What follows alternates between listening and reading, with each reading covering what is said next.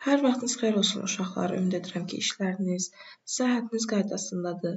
Bizim vaxtımız getdikcə azalır və mən istəyirəm ki, biz keçən ildən, əvvəlki illərdən olan buraxılış imtahanlarının testlərinə baxaq. Biraz onlar üzərində işləyək ki, həm siz görəsiniz ki, nə tip testlər düşür, həm arxayın rahat olasınız və ümumi bizim üçün təkrar olmuş olsun. Burada uşaqlar listening mənim əlimdə audio fayl olmadığı üçün listeningə toxuna bilməyəcəm təəssüf ki. Amma qrammatika və reading üzərində işləyə bilərik çox rahat. Gəlin qrammatikadan başlayaq. 7-ci testdə məndən istəyir təkdə olan isimləri. A variantına baxanda balls, toplar cəmdədir. B-də classes, eynəklər, iki hissədən ibarət olan isimdir, həmişə cəmdədir.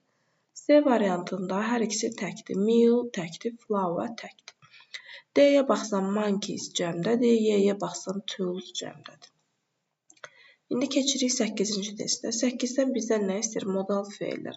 Uşaqlar, məsləhət görürəm ki, başlıqda sizdən istənilən şeyin altına xətt çəkin. Ola bilər ki, həmin anın gərginliyi ilə, narahatçılığı ilə oxuduz, ötdüz anlamaya bilərsiniz və ya diqqətinizdən qaçar. Sinonim istəyər, antonim axtararsınız, düz istəyər, səhvi seçərsiniz. Belə şeylərin qarşısını almaq üçün həmişə highlight etmək insana fayda verir.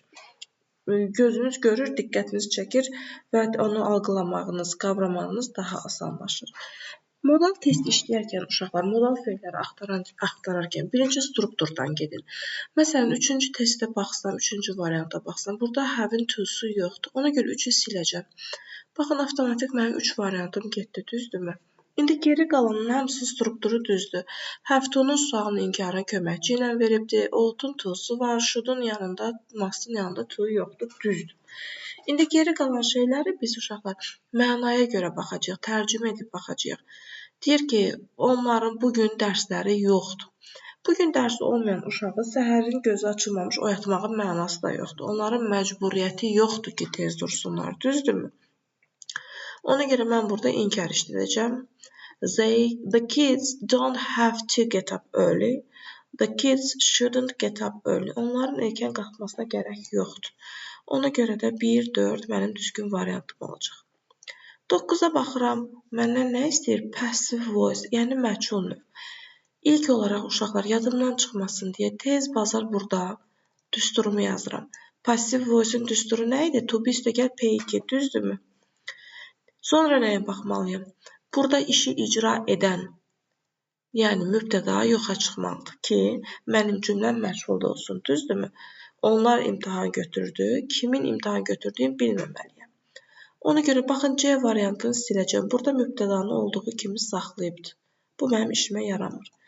İkinci nə edəcəm? Məlum növdəki tamamlığımı məchul növdə mübtəda yerində qoyacağam. Bunlar okeydir. Üçüncü, zamanıma diqqət edəcəm. Mənim buradakı zamanım keçmiş sadədir. Baxıram ki, variantlarda da mənə sadə veribdir. Bu da okey. Bəzən olur ki, keçmiş veribdir, indiki verir. O variantı avtomatik silirik. Yəni, mənim məchul növdən məlum növə və yaxud da geriyə dəyişərkən mənim zamanım dəyişməməlidir. İndi baxıram nəyə? Mənim cümləm sual cümləsidir. Sual cümləsində mənim strukturum necə olur? Köməkçi feil, üstəgəl mübtəda, çox qəşəng yazdım. Üstəgəl xəbər olmalıdır, əsas feil olmalıdır, düzdürmü? Bu köməkçi feil və yaxud da modal feil və yaxud da to be-nin özü mübtədanın önünə keçməlidir sual cümləsində. Ona görə baxıram ki, bax, to be öndə, daha sonra mübtəda, daha sonra əsas feil. Deməli, mənim A variantım düzdür. B-də nə olubdur? Beyin artırıblar. Bu mənim strukturuma ziddir. Beyin olmamalıydı. Burada beyin uşaqlar bitmişin passivində işlənir. D variantına baxıram, həm to be-ni, həm əsas feili önə keçirdibdir, səhv edibdir. Əsas feil yerində qalmalıydı. Y-yə baxıram ki, to be-ni önə keçirtməyibdir. Ona görə də bu da səhvdir. Mənim düzgün variantım A-dır. 10-cu testə baxırıq. Buradan bizdən nə istəyir? Düzgün qayıdış əvəzliyini. Qayıdış əvəzliyi bilirəm ki, cümlənin mübtədası ilə uzlaşır, düzdürmü?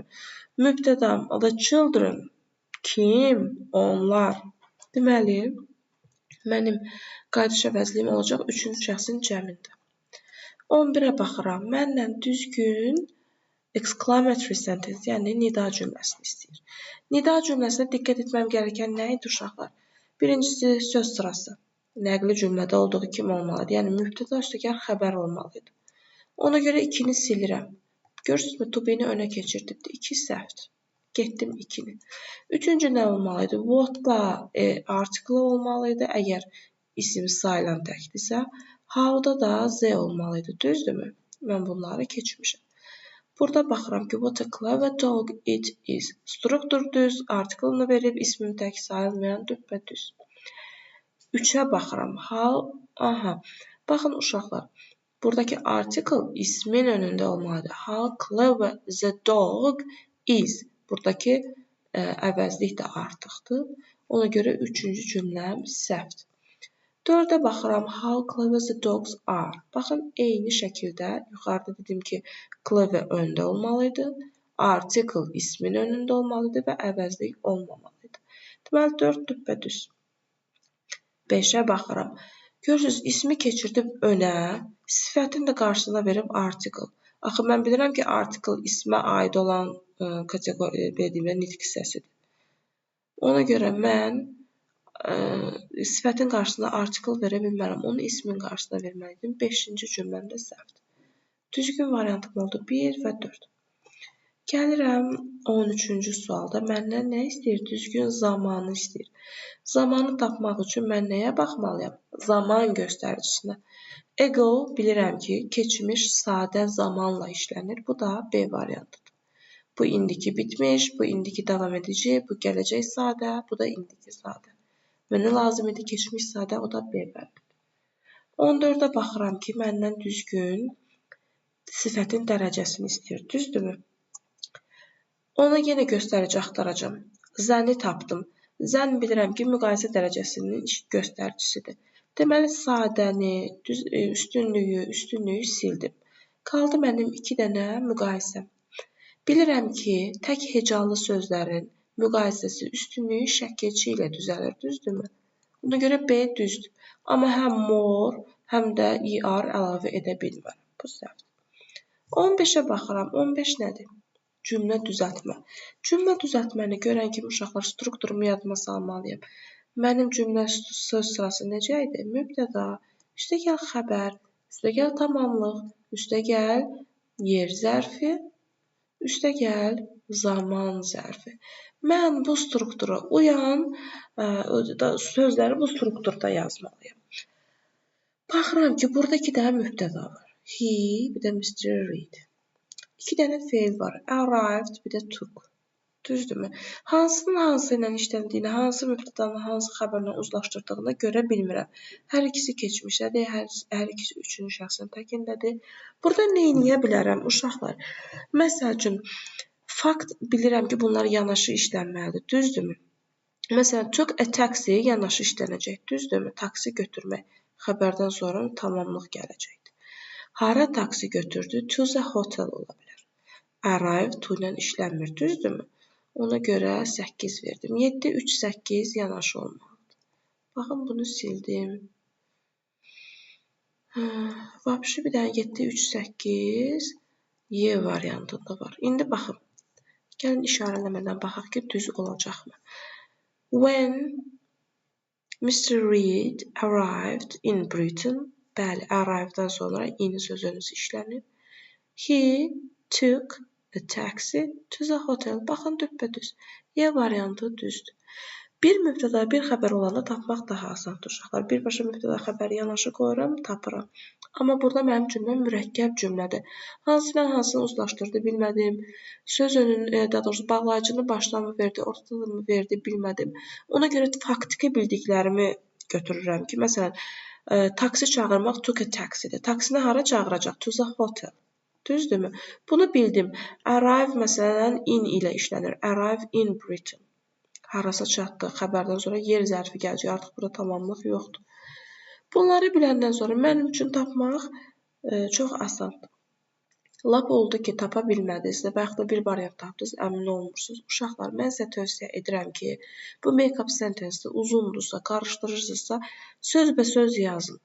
Ola bilər ki, səsləndirəndə, ürəyinizdə oxuyanda səhvləri tuta bilməyəsiniz. Amma sözbəsöz yazsanız, gözünüz həmin an səhvi düzü görəcəkdir, rahat tapacaqsınız. Variantlar üzərində də işləmək bəzən adama belə deyim də, rahat olur. Amma elə olur ki, baxırlar ki, başda 3-4 dənəsi düzdür, heç geri qalanına baxmayıb, promu onu işarələyirlər. Uşaqlar belə səhvə düşməyin. Mən sizə tövsiyə edirəm ki, birinci elə cümlənin üzərində özünüz işləyin bu dediyim strategiyaların. Daha sonra variant axtarmağa başlayın, tamam mı? Getdik. Növbəti testimiz 16. Bizdən preposition istəyir, hansı ki, hər ikisinə uyğun gəlsin. Bu, uşaqlar 2025-in ikinci hissəsi toplusunda var bu test. Baxın, to be good at something, bir şeydə yaxşı olmaq, bir şeyi bacarmaq. Burada at olacaq.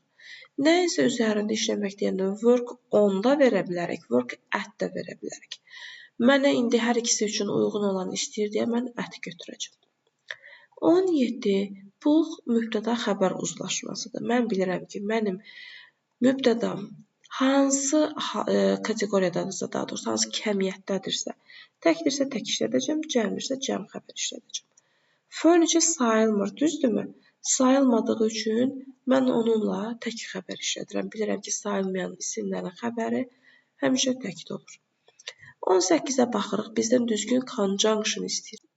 Conjunction işləməyin uşaqlar yolu odur ki, sən bağlayıcıların tərcüməsini də biləsən, cümləni də tərcümə edə biləsən ki, sənə nə lazımdır, fikrini nə tamamlayar, onu biləsən.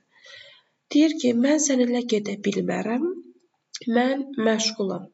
Burada səbəb var, düzdürmü? Səninlə gedə bilməməyin səbəbi mənim məşğul olmağımdır. Mənə də səbəb bildirəm, because, çünki istifadə edəcəm. Although uşaqlar güzəşt bildirir. Baxmayaraq ki, məşğulam, amma səninlə gələ bilərəm. Belə desəydi, güzəşt seçəcəkdik. Before, əvvəl, as soon as kimi də zaman bağlayıcılar. İndi getdik 19-cu testə. Bizdən nə istəyir? Bu, mürəkkəb tamamlıqdır uşaqlar. Hardan bildim? Tamamlığın isim hissəsi var və məndən feil hissəsini istəyir. Bunu nətər tapırdım? Baxırdım cümlədəki xəbərimə. Xəbərim hansı kateqoriyadadır, onu fikirləşirdim.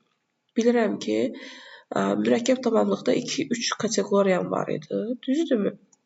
Birinci kateqoriya let, make idi, heç nəsiz feil istəyirdi. İkinci kateqoriya hissi qavrayış bildirən 6 feilim var idi, hansı ki, ya ing ya da to-suz olmalıydı. Yerdə qalan bütün feillərlə isə mən to məstər hissəci ilə işlədirdim.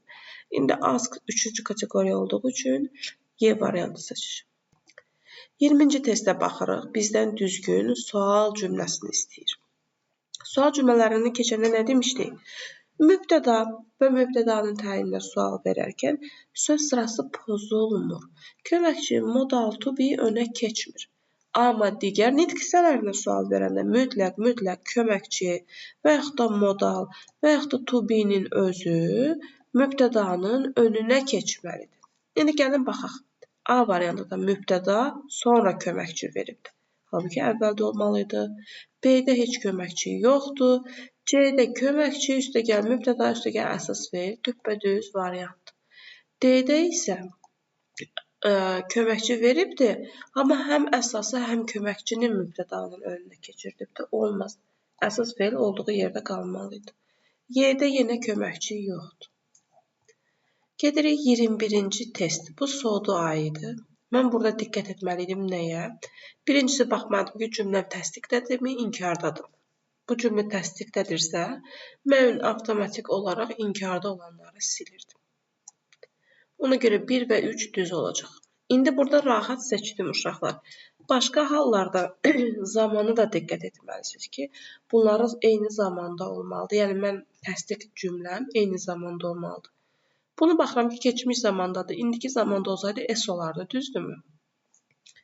Onsuz da hamısını keçmişdə verib deyə mən rahat seçdim. Amma zamana da diqqət edin. İndi baxırıq 22-yə məndən nə istəyir? Sinonim istəyir. Sinonim də elə olacaq A variantı. Tired, yorğun, exhausted, yorğun. Stupid axmaq, brave cəsur, bright işıqlı, dark qaranlıq, fresh təzə, old köhnə, lazy tənbəl, intelligent ağıllı. Qrammatikadan bu qədər uşaqlar. Elə məncə qrammatikanı bu videoda saxlayım. Növbəti videoda isə readingin üzərində işləyərik. Ümid edirəm sizin üçün faydalı olar. Əgər hər hansı bir sualınız varsa və yaxud da istədiyiniz test video varsa, zəhmət olmasa rəylərdə qeyd edin. Mən sizə geri dönüş edəcəm. Təşəkkür edirəm.